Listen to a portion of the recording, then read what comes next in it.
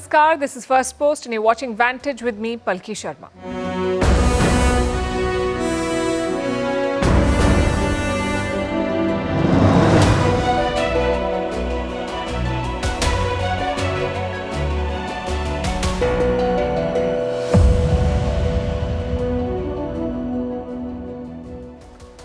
We begin with Syria, which is picking the pieces after 13 years of civil war and facing the prospect of more violence, with two potential theatres of conflict emerging, one involving the Israelis and the second involving the Turks. So will Syria slide into yet another war? Tonight we'll discuss that. Also bringing you images from inside Bashar al-Assad's palace, how he ran a narco state and made money off drugs. And while he may have lost power, he still controls a lot of wealth. Meanwhile, in Bangladesh, Mohammed is at it again. Instead of setting his own house in order, he wants to revive the SARC. And he complains that India's issues with Pakistan are hampering his efforts. We'll also talk about why NATO members in Europe want to increase their defense spending to 3% of their GDP. How the Netherlands has done away with beauty pageants altogether and why the rest of the world must follow suit. And how India is celebrating the historic win of D. Gukesh, the youngest world chess championship. First up, the headlines. The Kremlin backs US President-elect Donald Trump, says his opposition to Ukraine firing US-supplied weapons to Russia fully aligns with Moscow's position. Russia has repeatedly warned the West against supplying weapons to Ukraine, claiming that it makes NATO countries direct participants in the war. Taiwan says China has concluded its massive maritime exercise around the island. About 90 Chinese warships and Coast Guard vessels took part in the drills. Beijing has not confirmed the exercise but has said that they alone will decide when and where to hold such drills. China claims self-ruled Taiwan as part of their territory. Emmanuel Macron named centrist François Bayrou as the French Prime Minister, and he hopes the decision will end months of political turmoil. Last week, French MPs ousted Michel Barnier as the Prime Minister in a no-confidence vote. Bayrou is the fourth Prime Minister that Macron has announced this year. The presidents of Rwanda and the Democratic Republic of Congo to meet in Angola on Sunday. They will hold a fresh round of talks aimed at ending the conflict in the DRC's troubled east. The Kigali-backed M23 militia has seized large swathes of the DRC's territory. In August, Angola had mediated a fragile truce, but clashes have intensified since October. In India, actor Allu Arjun is arrested. He was sent to 14 days in judicial custody, but the Telangana High Court has now granted him interim bail. Last week, he had made an appearance at the premiere of his movie Pushpa 2. This reportedly led to a stampede which claimed the life of a 35-year-old woman. And people with missing teeth may be able to grow new ones. That's the claim made by some Japanese dentists. They are testing a pioneering drug that could offer an alternative to dentures and implants. The researchers want to make the drug available as early as 2030.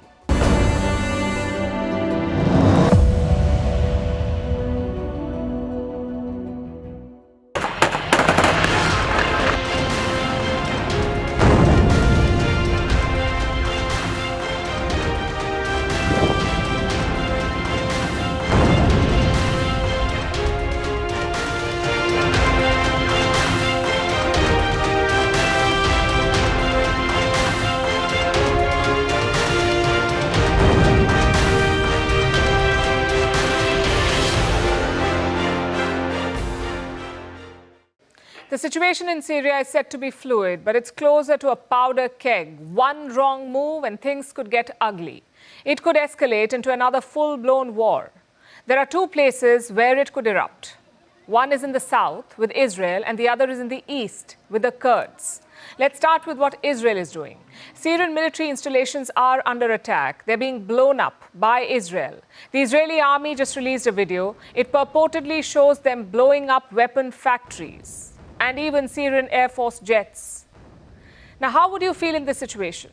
Imagine that you're a rebel fighter. You just ousted a tyrannical regime. You're working to consolidate your grip on power, but then a foreign nation enters your territory. They send troops into disputed border regions, and now they're blowing up your newly acquired military infrastructure. You can see why the Syrian rebels won't be happy with this. Israel says it is doing all this to secure itself. It says it does not want Syrian military assets falling into terrorist hands. But what they're doing also has side effects. It is likely to anger the new rulers of Damascus and perhaps encourage them to hit back. Even Israel's big brother, the US, is wary about this. Again, the Israelis have been clear about what they're doing and why they're doing it. I think across the board, when it comes to any actors who have real interest in Syria, it's also really important at this time that we all try to make sure that we're not sparking any additional conflicts. That's also an important objective. U.S. Secretary of State Antony Blinken is in West Asia again. It's his 12th trip to the region since last October, since the Gaza war broke out. But this time, his focus is Syria. His goal is what he stated, to prevent additional conflicts. Israel is one potential spoiler in Syria, but Washington seems to be more concerned with another foreign actor, and that is Turkey. Antony Blinken flew down to Ankara yesterday. He met with Turkish President Recep Tayyip Erdogan and their Foreign Minister Hakan Fidan. Blinken's first goal was to get the Turks on the same page. While the US and Turkey are technically allies, they're both NATO members, they have been on opposing sides in Syria. The countries back separate rebel groups, and these groups have been clashing. We've told you about the Turkish interest before. They're dead against the Kurdish forces in northern Syria. Turkey has a large Kurdish population, and some of them want a separate country for Kurds. And Ankara has been fighting the separatist forces for decades. It believes that the Kurds in Syria are working with their brethren in Turkey. So Ankara has used the turmoil in Syria to go after the Kurds there. The rebels backed by Turkey attacked the city of Manjib this week. This city was held by Kurdish forces earlier. There were clashes in Manjib all week. Reports say that more than 200 people were killed, but a shaky ceasefire now seems to be in place in Manjib. However, the hostilities are spreading to other places. The new flashpoint is Deir ez-Zor. It's a city in eastern Syria. It was controlled by the Kurds, but now it seems they've been pushed out of this region. Turkey sees this as a victory against what it considers a terrorist group. So that's one side of the story. Turkey's battle against the Kurds, it's playing out. But the US sees things differently. Washington supports these Kurdish forces. In fact, they're a key ally in America's fight against terrorism, especially against the ISIS. And the ISIS is rearing its ugly head again in Syria. The Kurds helped the US defeat ISIS in the past, and Washington wants to keep using them.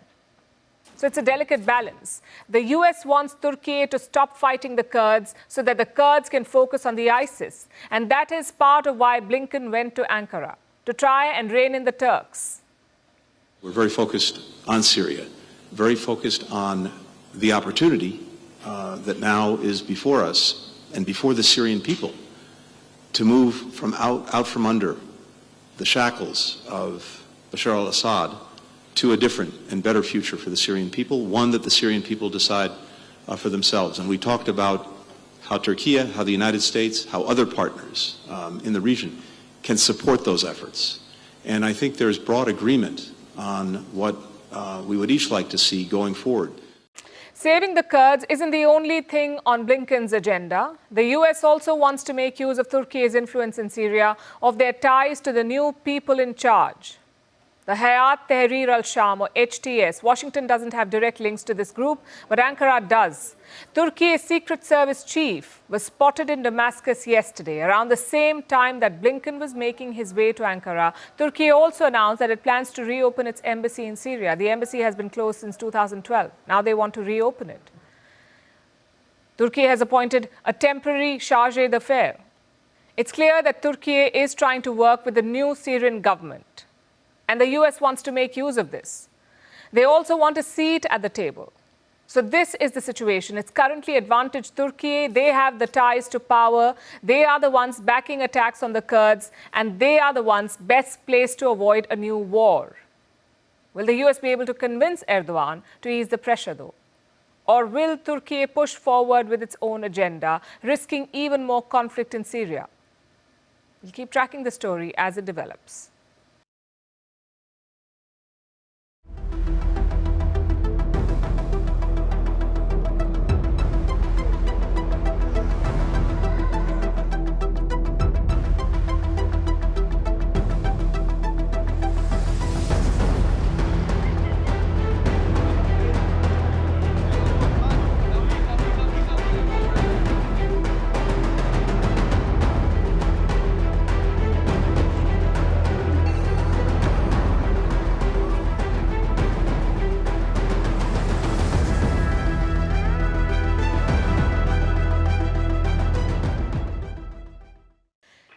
as a nation has been through a lot. 13 years of civil war, 500,000 people dead. There's more rubble than buildings there. The economy is in a shambles. Yet Bashar al-Assad led quite a luxurious life. Look at his presidential palace in Damascus. As you can see, it's a sprawling, luxurious compound. 3 6-story buildings surrounded by manicured gardens. The interiors are even more opulent. The doors are bulletproof. Inside, the floors are lined with the finest marble. There are plush red carpets. The furnishing is high-end, like chandeliers made of crystal. There's expensive furniture, countless boxes of jewelry, bank records for millions of dollars, antique goods, racks of designer clothes, and refrigerators full of meat.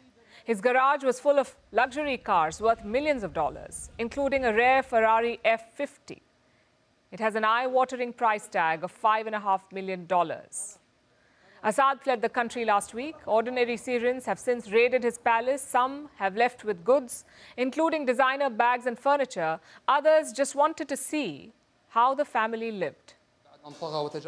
After he became arrogant and tyrannical, dominating the land for 13 years from 2011 to 2024, causing hunger, killings, torture, and the displacement of Syrian children.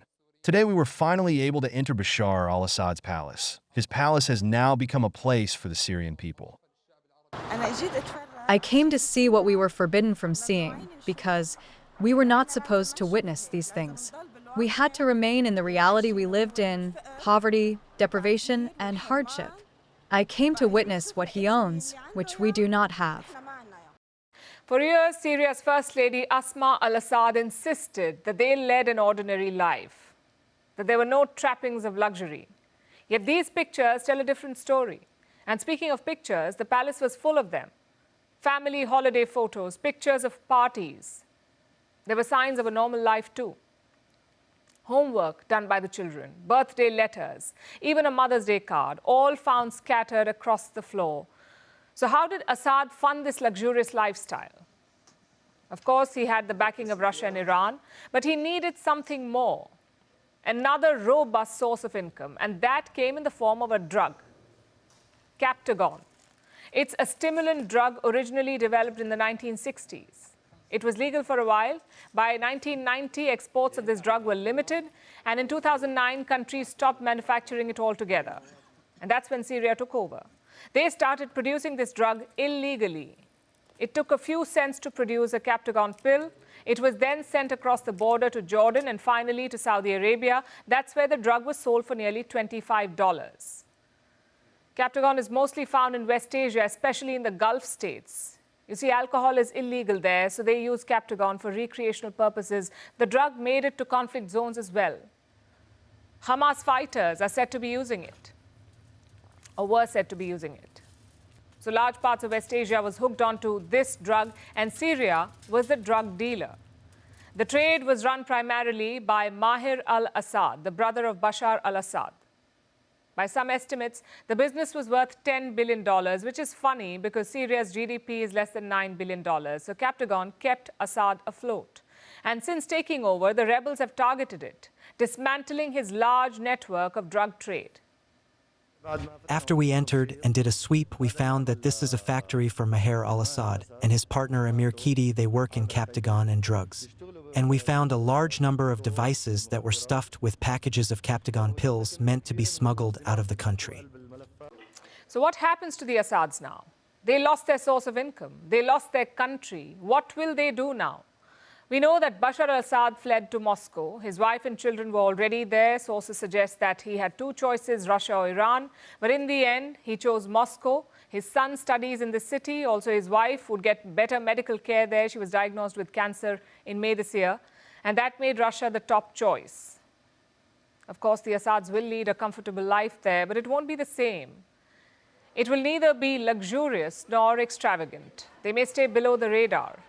That doesn't mean, though, that they are strapped for money. The family's net worth is around $2 billion, hidden in offshore tax havens, shell companies, and real estate holdings. They also own 20 apartments in Moscow, valued at over $30 million. So the Assads, of course, won't be struggling. For years, they ruled Syria with an iron fist. The family lived in opulence as the people continue to suffer. In Moscow, they will live as shadows of their former selves, haunted by the legacy of destruction that they've left behind. A few days ago, India's Foreign Secretary visited Dhaka. Vikram Misri met with Mohammed Yunus, the leader of Bangladesh's interim government. He goes by the title of Chief Advisor. Now, during this meeting, Yunus made a request. He asked for help to, quote-unquote, clear the clouds over the bilateral relationship between India and Bangladesh. And it sounded like an attempt to mend ties. After several rounds of provocation, Yunus seemed to be making the right noises finally. But within days, he's changed his tune again. Mohammed Yunus is back to stirring tensions with India. He is once again lecturing New Delhi, this time by calling for the revival of SAARC. He made these comments at a meeting yesterday. It wasn't even a meeting of diplomats or political parties. It was a virtual gathering of oncologists from SAARC nations. It was supposed to be an apolitical event, yet Yunus turned it into an opportunity to target India, to score political points and to deliver more unwarranted remarks. But first things first, what is SAARC? SAARC stands for South Asian Association for Regional Cooperation. It is a grouping of 7 South Asian nations: Afghanistan, Bangladesh, Bhutan, India, the Maldives, Nepal, Sri Lanka, and Pakistan. This is the group that Yunus is talking about. He said, and I'm quoting, SAARC is very important to me. And he said he wants to activate the dead grouping, but the frosty ties between India and Pakistan were coming in the way. In fact, let me share the exact quote.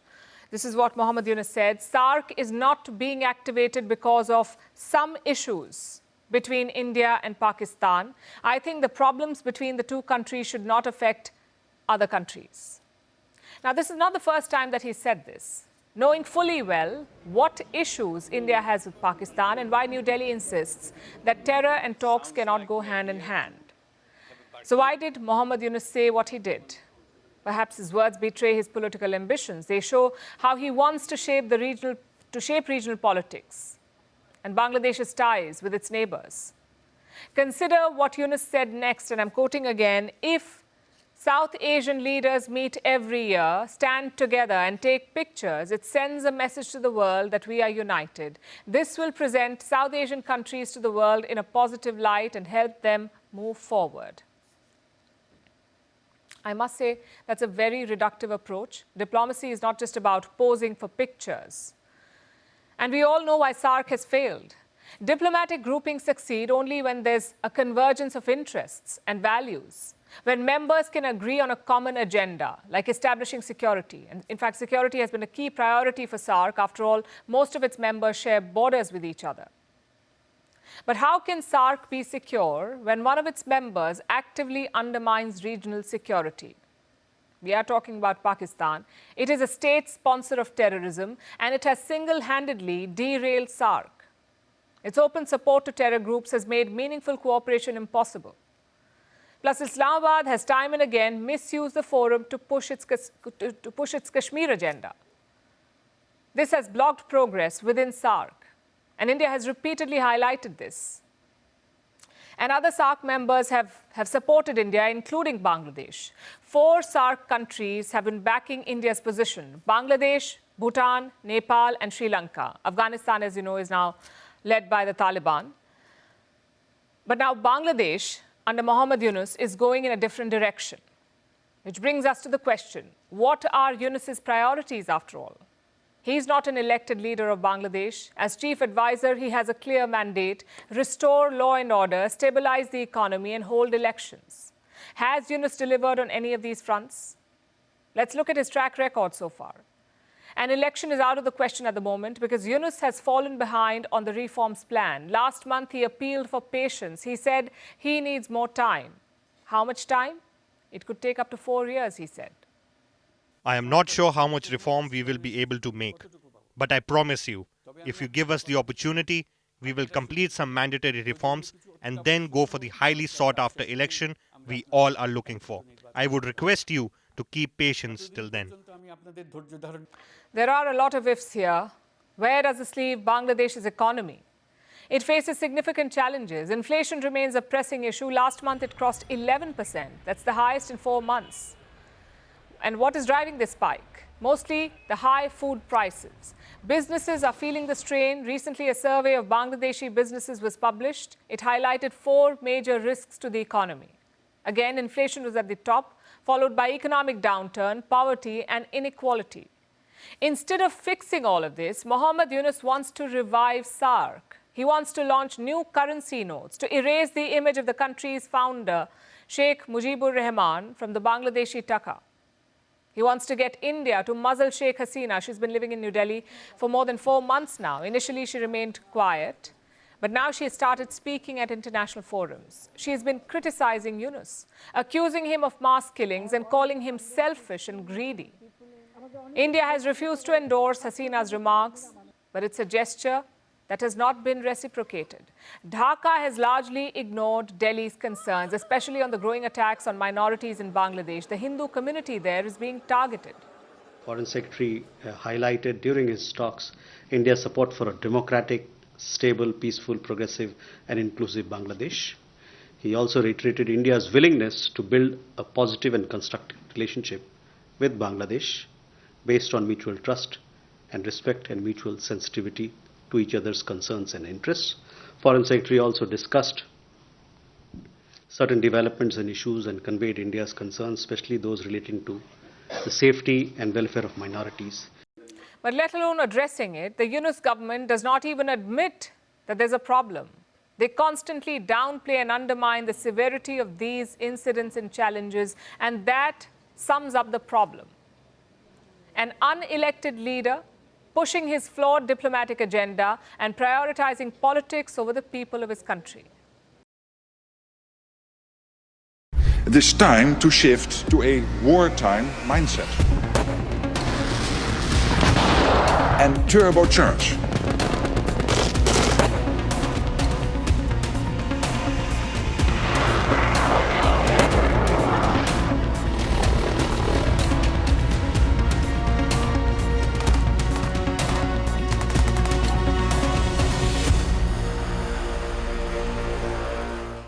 Our next story is about NATO, the North Atlantic Treaty Organization. NATO members finally seem to have woken up. The European ones think that they are in danger, and they have realized that they need to do more. They are planning to increase their defense spending to 3% of their GDP, and this is a huge win for the United States, especially for Donald Trump. Let me give you some background first. NATO is a Western military alliance. It has 32 members, 30 in Europe, plus Canada and the US. NATO was supposed to be a security bulwark for the Western world. But in recent years, it changed. It became an excuse, a way for Europe to shirk its defensive duties and leave security to Big Brother America. That's how it's been since the 1990s, at least. But things finally seem to be changing because of 2 major factors. One is Russia's invasion of Ukraine, and the second is the return of Donald Trump. Trump first took aim at NATO in 2018 during his first term as president. He pulled up the other NATO members for not contributing their fair share. NATO has a guideline. It wants members to spend 2% of their GDP on defense. Every member should spend 2% of the GDP on defense, but most countries don't do it. So Donald Trump called them out on it. He threatened to pull the US out of NATO, or at the very least, not protect what he called the delinquent states. That's how he put it. He called them delinquents. The words were harsh, but they gave NATO members a much-needed reality check. Most of them started to increase their defense spending, but it was happening slowly. Then in 2022, Russia invaded Ukraine, and that's when real progress took place. Europe was shaken, so it started to invest in its defenses. European NATO members increased spending by $100 billion. This is over the last 2 years. And things became even more urgent this year after Donald Trump won the US presidential election. The European NATO members know that they are on the clock. So how many NATO members spend 2% of their GDP on defense now? Until 2018, just 6 of them did. But this year, the number has gone up to 23. It is major progress. But is it enough? NATO chief Mark Rutte does not think so. A decade ago, allies agreed it was time to invest in defense once again. The benchmark was set at 2%. By 2023, NATO allies agreed to invest at least 2%. At least. I can tell you, we are going to need a lot more than 2%. NATO is now calling for even more defense spending. 2% is not enough. They want to increase it to 2.5% in the short term and 3% by 2030. NATO is planning to put forth this proposal next year during their summit in June, and that will happen in the Netherlands. It's a steep hike, but the NATO chief defended this increase. We are not ready for what is coming our way in 4 to 5 years. Danger is moving towards us at full speed. We must not look the other way. We must face it. What is happening in Ukraine could happen here too. And regardless of the outcome of this war, we will not be safe in the future unless we are prepared to deal with danger. We can do that. We can prevent the next big war on NATO territory and preserve our way of life. This requires us all to be faster and fiercer. It is time to shift to a wartime mindset and turbocharge our defense production and defense spending. He's talking about preventing the next war and preserving the Western way of life. That may sound nice, but it won't be easy. Spending 3% of the GDP on defense is not that simple. Western governments are not exactly rolling in cash right now. It's the opposite, in fact. Look at Germany and France. Budgetary issues just took down governments in both these countries. Things aren't great in Britain either. Their chancellor recently issued a warning. She said that increasing the defense budget would mean cuts elsewhere, possibly leading to austerity measures. And the UK is one of the better NATO contributors. It has consistently met the 2% threshold. This year, it hit 2.3%. And even they are saying that it's tough to go beyond this. Only 5 NATO members currently spend 3% or more of their GDP on defense. Poland comes on top, Estonia, then the US, which comes in the 3rd place. Then there's Latvia and Greece. That's it. These are the countries that spend 3% or more on defense. Everyone else is behind. So they will feel the pinch if NATO decides to go for the 3% target. Now let's turn to the UK, where a political row has erupted. There are a lot of reasons for politicians to spar: the economy, immigration, the war in Ukraine, the list goes on and on. But British politicians aren't focusing on those things. They have decided to fight about what really matters: sandwiches. That's right, sandwiches. Kemi Badenoch, the leader of the opposition, took a swipe at sandwiches recently. And Prime Minister Keir Starmer was not having it. Then some other politicians joined in, leading to one of the most ridiculous spats you're likely to see. Here's our report. How do you like your sandwiches? Grilled or toasted? With some melted cheese in between? Or maybe fresh and healthy, made with brown bread perhaps? Or maybe you're one of the people who don't like sandwiches at all. If you're in that third category, it's best to stay clear of the UK, because a storm is raging over this very issue. A political firestorm, which centres around the leader of the opposition, Kemi Badenoch. Badenoch gave an interview recently. It came out yesterday, and it gave British tabloids something new to talk about. Most of what she said was ignored. The focus was on her take on lunch and sandwiches. Badenoch said that lunch is for wimps, which is obviously harsh. But her worst was saved for sandwiches. She said, "I'm not a sandwich person. I don't think sandwiches are a real food. It's what you have for breakfast." This was apparently the wrong thing to say. Her opponents, the ruling Labour Party, were quick to seize the opportunity. A spokesperson for Prime Minister Keir Starmer said, "The Prime Minister is quite happy with a sandwich lunch." The spokesperson added, "I think he enjoys a tuna sandwich and occasionally a cheese toastie." Badenoch was not amused. She hit back on social media. She accused the Prime Minister of wasting time by talking about her jokes and ignoring real issues like an ongoing farmer protest. She seemed to be trying to hit 2 birds with 1 stone, highlighting the silence over farmer issues and clarifying that her sandwich dig was a joke. That second part, the clarification, may have been necessary. Because it isn't just Starmer trying to capitalize on the sandwich spat. It's also her other opponents, like Nigel Farage, the leader of the Reform UK party. Farage put out a video to mock Badenoch. Take a look. The leader of His Majesty's Loyal Opposition, Kemi Badenoch, says that lunch is for wimps. Well, I tell you what, I think that lunch is pretty cool. But on the busy days, I stay in the office and have a sandwich. She even thinks sandwiches are wrong. Now, I leave it up to you, centre-right voters, to decide what kind of leadership you want. Lunch is for wimps or me? Cheers, everybody. Farage is using the lunch and sandwich drama to canvass for votes. That's how much it has blown up. Sandwiches are overshadowing all the bigger issues right now. The British economy? Sandwiches contribute $10 billion to it annually. Immigration and cultural issues?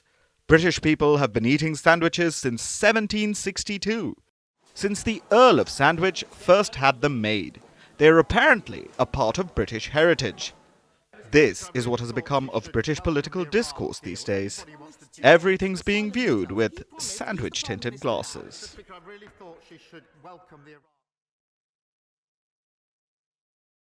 Let's discuss big tech and Donald Trump. They've had a love-hate relationship. Nearly 4 years ago, after Trump lost the election, he was banned from all major social media platforms. So he went ahead and launched his own. It's called Truth Social. Now he has won the latest election, and those same platforms are rolling out the red carpet for him. Their CEOs are now eager to win his favor. They're even cutting million-dollar checks to do so. Our next report explores how big tech is trying to get back in Trump's good graces. The Capitol riots were an unprecedented event in America's political history.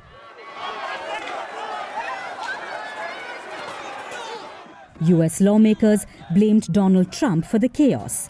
At the time, they argued it was Trump who lit the fire, which led to the attack on the US Congress.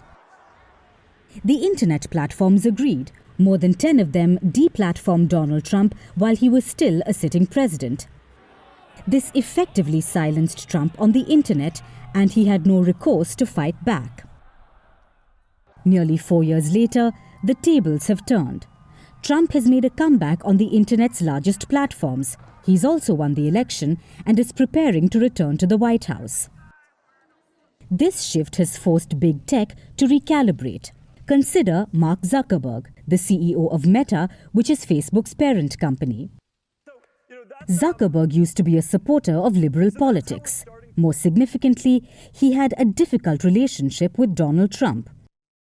So much so, Trump has termed Facebook the enemy of the people. Zuckerberg has now pivoted to the hard right. Now he calls Trump a badass. After his victory, Zuckerberg paid a visit to Mar-a-Lago and had dinner with the president-elect. Now Zuckerberg has made a donation. Meta has given $1 million to Trump's inauguration fund.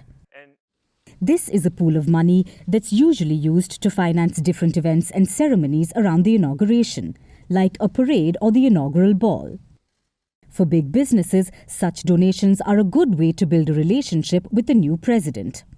Which is why Zuckerberg isn't the only one cutting a check. Jeff Bezos is also making a donation. His company, Amazon, has committed $1 million as well. Reports say Bezos plans to sit down with Trump next week. More tech CEOs have sought an appointment with Trump. This includes Google CEO Sundar Pichai and Salesforce CEO Mark Benioff. Benioff also owns Time magazine, which has named Trump as Person of the Year. He congratulated Trump yesterday in a post on X. So why is big tech eager to meet Trump? The reason is simple. They want to get into Trump's good books and manage, if not avoid, any disruption which a Trump presidency might bring. During his campaign, Trump repeatedly criticized big tech. He accused them of favoring the Democratic Party. January 6th rally was a protest against a crooked election carried out by unhinged Democrats, big tech, and working with the fake news media, all working together to defeat Republicans. and your favorite president, me. The last presidential election wasn't compromised, but Trump still holds a grudge. He has an axe to grind with big tech for muzzling him. With Trump returning to the Oval Office next month, the tech giants are keen to avoid any further backlash.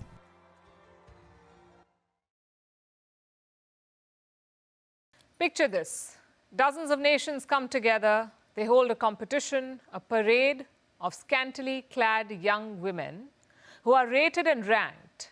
The male gaze laps it up. There is abuse behind the scenes. There is buffet-style toxicity on stage, but apparently it is all worth it because finally one woman gets to win the honor of a tiara. Do you have the ick yet? Wouldn't a contest like this be all kinds of problematic? It should have no place in our world, right? Well, too bad that it does, because if you haven't guessed it yet, this is exactly what beauty pageants are: retrograde and demeaning. Yet they have been conducted for years in dozens of forms at international and regional levels with titles that belong in the cringy adjective hall of fame, like Miss Petite Global or Miss Glam World. This happens across dozens of countries, but one nation among them has come to its senses, the Netherlands. They have held the Miss Netherlands beauty pageant for 35 years now, but after its long misogynistic run, the contest is being scrapped. The Netherlands wants to transform the pageant into a platform for mental health, where women can share their life stories and talk about their struggles. The Netherlands has called the beauty pageant, and I'm quoting, "no longer of this time," and rightly so. But few others think so. A decade ago, a town in Argentina banned beauty competitions, calling them sexist. Other places like Nepal and Israel have temporarily shunned such pageants, but for their personal political gains. So why is the pickup so slow? Why aren't more nations raging against these abusive contests? Because they're big money. The beauty pageant industry is worth $5 billion. Most of these contests are sponsored. That's another $300 billion. Companies, even countries, benefit from these pageants. So why would they have a problem with it? But no amount of glitter or gold can distract us from the darker issues lurking beneath the surface. Listen to the conditions to participate in most of these contests. The contestants have a weight limit. They have to be a certain height. They must be unmarried and childless, and I'm not making these up. In 2018, Miss Ukraine was disqualified after officials found out that she was a divorced mother. And last year, Miss France was publicly abused for her short hair.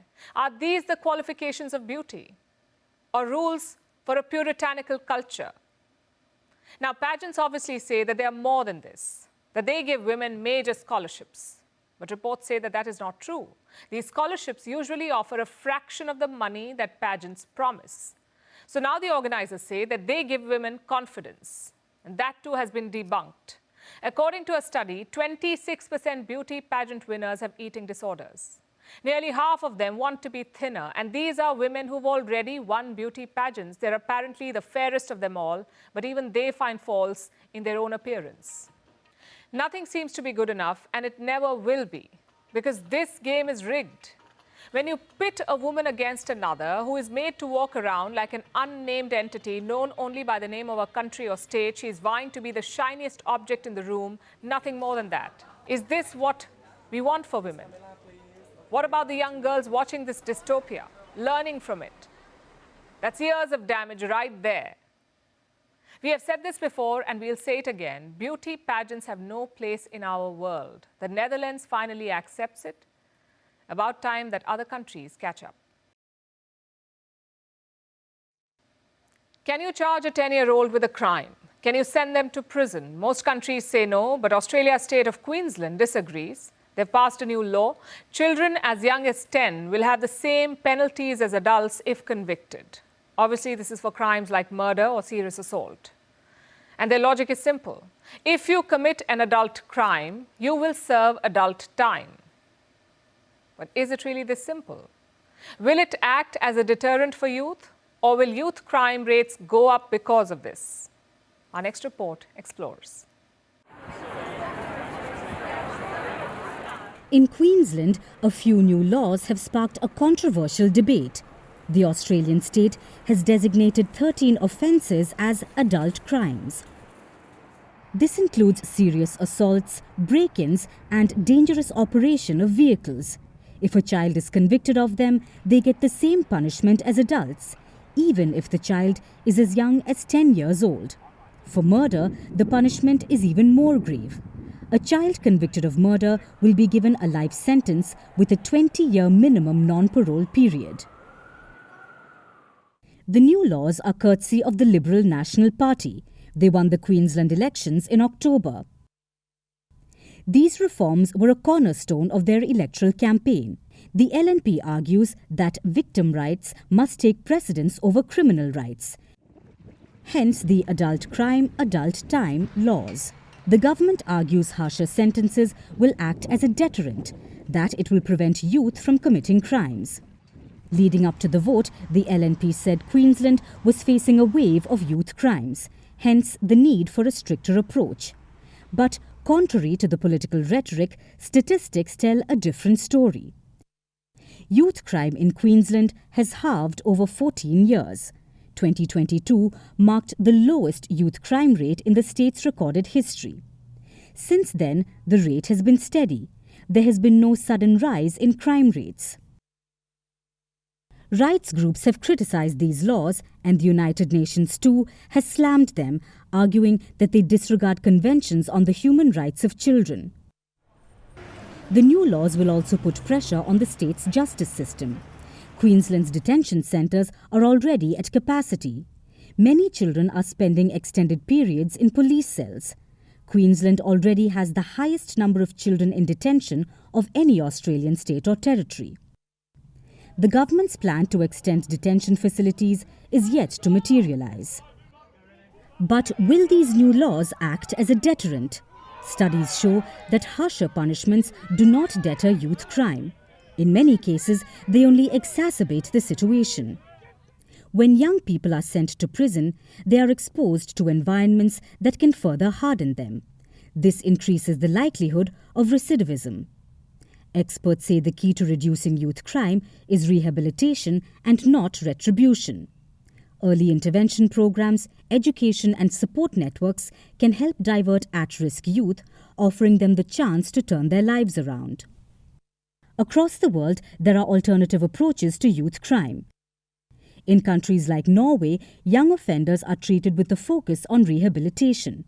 The aim is to reintegrate them into society as responsible citizens. In the United States and parts of Europe, similar programs have seen lower recidivism rates.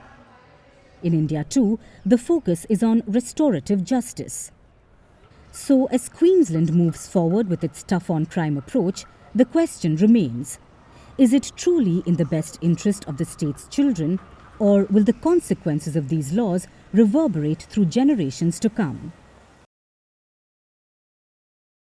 He is an Indian teenager, a Chennai-born prodigy, and now a chess legend. I'm obviously talking about Gukesh Domaraju. He has stunned the world and rewritten history. At the age of 18, Gukesh has become the youngest world chess champion. He is the second world champion from India after Vishwanathan Anand, and the 18th world champion overall. He achieved this laurel at the FIDE World Chess Championship in Singapore. Gukesh defeated the defending champion, China's Ding Liren, who held the previous record at the age of 22. It was a dramatic match. Tensions were high. This was a 14-game match. Before the last game, the match was tied. It looked as though the final game was heading for a draw, but it came to an unexpected close. After nearly 5 hours of play, Ding cracked. He blundered. He made a simple but terrible mistake, and Gukesh exploited the error. He forced an end and clinched the title.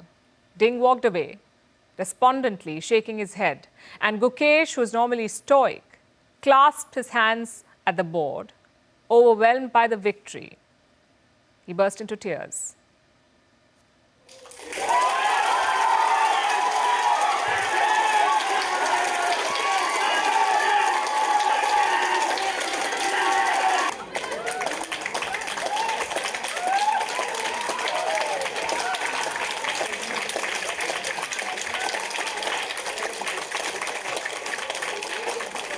It has come full circle for Gukesh. He has wanted to be world champion since 2013 when he was just 7 and watched the World Chess Championship match in Chennai. It was played between Magnus Carlsen and Vishwanathan Anand, who was then the world champion. Gukesh sat in the audience at the edge of his seat and watched Carlsen win the title. But nearly a decade later, that same Gukesh has returned the glory to India and marked the peak of his own career, which has already witnessed a long string of achievements. Gukesh became a grandmaster at the age of 12. He has won the candidates. He has dominated the Olympiads by winning individual golds in the last 2. And now, he's the ultimate victory for this prodigy, who has earned the $2.5 million prize fund and received a flood of congratulations, including from Prime Minister Narendra Modi, who called Gukesh, and I'm quoting, an inspiration for millions of young minds. But not everyone is impressed. Carlsen, for one, has criticized Gukesh's performance, saying that it is hard to understate how bad this was from Gukesh. But Gukesh does not mind the criticism. In fact, he says, and I'm quoting, it kinds of fires me up. Now that is D. Gukesh for you. He is obviously an extraordinary talent, but he is practically immovable as well. Because he doesn't just have the skills, he has the composure, he has the mental stamina, the mental fortitude to handle pressure. We know that Gukesh has a mental conditioning coach who calls the grandmaster deeply self-aware. And we witnessed this quality in Singapore, not just during the game, but before it as well, when both players were asked to select a playing chair. They had 7 different options. Ding chose a simple office chair, while the ever-humble Gukesh chose this out-of-character dominant gaming chair. It shows you his mindset. All the grandmasters are already winners in their own accord. But what differentiates Gukesh is his mental strength. It has helped him stand at the apex of a robust chess world. He wants to have, and I'm quoting, a very long career to the top. At the top, rather. And by the looks of it, he will. We wish him all the best. And now it's time for Vantage Shots, images that tell the story. Ukrainian President Zelensky visits the front lines in Zaporizhia as the war rages on. In Croatia, an ancient Roman amphitheater lights up as a Christmas ice rink. And an 11-month-old bear cub becomes a breakout star at the Shanghai Zoo. Finally, we're taking you back in history. On this day in 2003, U.S. troops captured Saddam Hussein. The former Iraqi president was found hiding in a small bunker near his hometown. This ended an 8-month-long manhunt. Saddam Hussein was put on trial and convicted of crimes against humanity. He was finally executed in the year 2006. We're leaving you on that note. Thank you for watching. Have a great weekend.